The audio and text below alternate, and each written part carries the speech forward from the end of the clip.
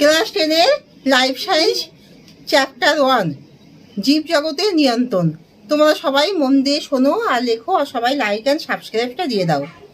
তাহলে class 10-এর life science chapter 1 জীব জগতের নিয়ন্ত্রণ। চলন কাকে বলে? জীব যখন একই জায়গায় স্থিরভাবে থেকে যখন অঙ্গ প্রত্যঙ্গকে সঞ্চালন করে তখন তাকে চলন বলা হয়। আর গমন হলো জীব যখন এক স্থান থেকে অন্য স্থানে যায় তখন তাকে গমন বলা হয়। আর চলন ও গমনের মধ্যে পার্থক্য হলো, চলন হলো কোনো জীব একই জায়গায় স্থির থেকে সে চলন করতে পারে। গমনের ক্ষেত্রে জীব এক জায়গা থেকে অন্য স্থানে তাকে খাদ্য সংগ্রহের জন্য যেতে হয়। আর চলনকে কতগুলি ভাগে ভাগ করা যায়: টপিক চলন, হাইড্রোটপিক চলন, জিওটপিক চলন। গমনকে সেইভাবে শ্রেণীবিভাগ করা হয় না। তার চলন হলো 3 ভাগে ভাগ করা যায়। যেমন টপিক চলন হলো